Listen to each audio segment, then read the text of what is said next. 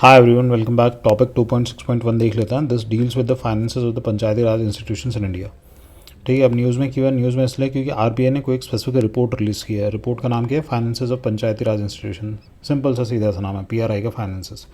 ये क्या बताता है? जो पीआरआईज है हमारे यहाँ पे, उनका जो फिजिकल पोजीशन एट प्रेजेंट क्या है। ठीक है, 2020 से 2023 के बीच में क्या रहा है।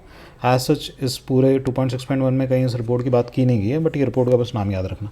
अब कॉन्स्टिट्यूशनल प्रोविजंस क्या है फाइनेंशियल एम्पावरमेंट ऑफ पंचायत के लिए। ठीक है, तो जिस हिसाब से मैं समझा रहा हूँ ना, वो थोड़ा समझ लेना, वो ज़्यादा इंपॉर्टेंट है पेपर में क्वेश्चंस को सही करने के लिए। आपको सारा कंटेंट याद नहीं रखना पड़ता। जैसे फॉर एग्जांपल यहाँ पर 243H आर्टिकल लिखा है, तो आपके स्पेसिफिकली ये आर्टिकल पता होने की ज़रूरत नहीं है। आपको सिर्फ मोटा मोटा आइडिया होना चाहिए कि फाइनेंसेस थर्ड टायर के केस में कैसे कैसे काम कर रहे हैं, कौन से इंस्टीट्यूशन इन्वॉल्व है। थर्ड टायर अपने हिसाब से कैसे पैसों को रेज़ कर सकता है, फाइनेंसेस को रेज़ कर सकता है, टैक्सेस लगा सकता है, और किस तरीके से सेंट्रल गवर्नमेंट से पैसा आता है, उसके पास स्टेट गवर्नमेंट से पैसा आता है। ये सब आपको मोटा मोटा पता होना चाहिए।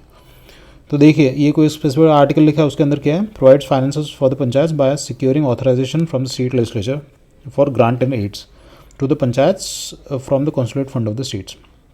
अब देखो, सिंपल सा फंडा क्या होता है। जो थर्ड टायर होता है ना, थर्ड टायर को पैसा कहाँ से आता है, यहाँ दिखा देता हूँ। एक तो आपका सेंटर से आएगा, स्टेट से आएगा। अब ये पर्टिकुलर जो आर्टिकल बोल रही है, स्टेट की बात कर रहा है।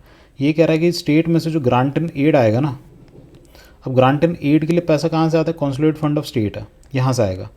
तो ये बता रहा है कि स्टेट्स ग्रांट एंड एड के थ्रू ये थर्ड टायर जो पंचायती राज इंस्टीट्यूशन से इनको पैसा देंगे। ठीक है, आगे देखता हैं। इस सेम आर्टिकल के अंदर क्या है? पंचायत के पास खुद के पास भी पावर है अपना खुद का फाइनेंस रेज करने की। अब किस तरीके से रेज करेगा ये? या तो टैक्सेस के थ्रू करेगा या तो नॉन टैक्सेस के थ्रू करेगा। ठीक है, अब टैक्सेस क्या हो गया कि सपोज़ कर लो कि पंचायत में मतलब उस पर्टिकुलर रूरल एरिया में कोई मार्केट लग रहा है, तो वहाँ पे जो दुकानें लग रही है उससे टैक्स ले लिया। वहाँ से अगर कोई व्हीकल का मूवमेंट हो रहा है तो वहाँ से टोल का पैसा उठा लिया। अगर वहाँ पे कोई ग्रेजिंग फील्ड है तो ग्रेजिंग फील्ड में अपना कैटल लेके लोग जा रहे हैं तो ग्रेजिंग के लिए पैसा उठा लिया। तो ये सारी चीज़ें होती हैं। वहाँ अगर पानी का काम हो रहा है, कुआं वुआ बन रहा है, और लेक्स में अगर पानी जमा हो रहा है, उस पानी के यूटिलाइजेशन के लिए पैसा। तो ये सारी चीज़ें। ठीक है, तो इस आर्टिकल से हमें क्या समझ आया? एक तो स्टेट गवर्नमेंट से पैसा जाएगा पंचायती राज इंस्टीट्यूशन को, वो पैसा कहाँ से उठेगा? कंसोलिडेटेड फंड ऑफ स्टेट से उठेगा। ठीक है, किस तरीके से जाता है? ग्रांट एड के फॉर्म में जाता है। आगे देखते हैं, एक और आर्टिकल दे रखा है 243 में ही कुछ है, 243I। ये क्या कह रहा है? स्टेट को ना स्टेट फाइनेंस कमीशन जो है वो कंस्टिट्यूट करना पड़ता है every 5 years. This is important, ये कॉन्स्टिट्यूशन प्रोविजन भी है। ठीक है, हर 5 साल कौन करेगा? स्टेट करेगा। इसका काम क्या है?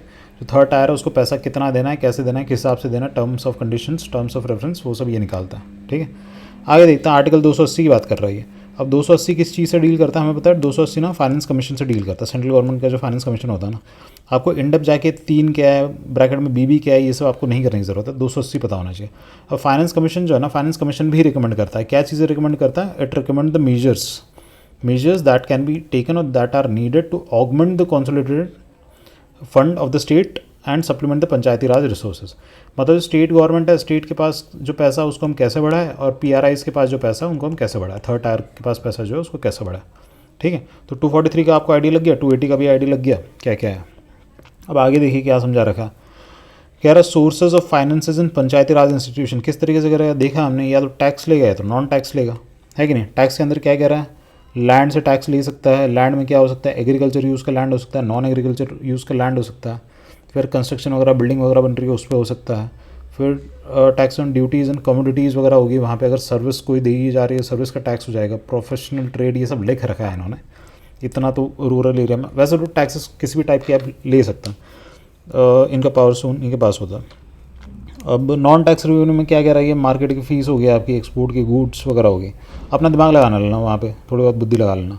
यूपीएससी इतना मतलब इतने स्पेसिफिक में जाके क्वेश्चन नहीं पूछता है कि इसमें से टैक्स रेवेन्यू कौन सा है, नॉन टैक्स रेवेन्यू कौन सा है, पंचायती राज इंस्टीट्यूशन के पर्सपेक्टिव में पूछ भी लेगा तो वहाँ ऑप्शन देके पता चल जाएगा। ठीक है, आगे क्या है? जब फंड्स ट्रांसफ़र होता है ना, तो किस तरीके होता है? एक होता है टाइड फंड होता है। टाइड फंड का मतलब क्या होता है कि वो एक स्पेसिफिक पर्पज़ के लिए ही पैसा दिया जा रहा है, सिर्फ उस काम के लिए यूज़ होगा, उसके अलावा किसी और काम के लिए यूज़ नहीं होगा। इसके अलावा क्या होता है? अनटाइड फंड्स होता है। अनटाइड फंड्स क्या होता है? सिर्फ पैसे दे दिए जाते हैं, फिर जो थर्ड टायर होता है या स्टेट गवर्नमेंट होता है उसके डिस्क्रिप्शन में होता है कि उस पैसे को कैसे यूज़ करना है। इसके बाद होता है आपका परफॉर्मेंस बेस्ड ग्रांट्स। ये जनरली फाइनेंस कमीशन ने भी रिकमेंड कर रखा है। फॉर एग्जांपल आपने ये इसमें सुन रखा होगा कि मनरेगा में फाइनेंशियल डिवोल्यूशन के लिए एक रिकमेंडेशन ये था कि इसके अंदर जो मार्जिनलाइज कम्युनिटीज़ हैं उनके लिए उनका कितना उद्धार हुआ है in terms of social empowerment. तो number of mandays that have been done by the people who come from the scheduled caste, scheduled tribes and other backward sections. तो उसके हिसाब से इसकी परफॉर्मेंस जज की जाएगी और पैसा उस हिसाब से दिया जाएगा. आगे क्या है, स्पेशल कैटेगरी का कुछ ग्रांट लिख रखा है. The grants are additional financial support designed to address unique challenge. कोई स्पेसिफिक चीज़ है उसके लिए दिया जाता है पैसा. अदर सोर्सेज अब क्या लिख रखा है, ये तो हमने किसका देखा था, state finance commission, finance commission central और स्टेट के थ्रू.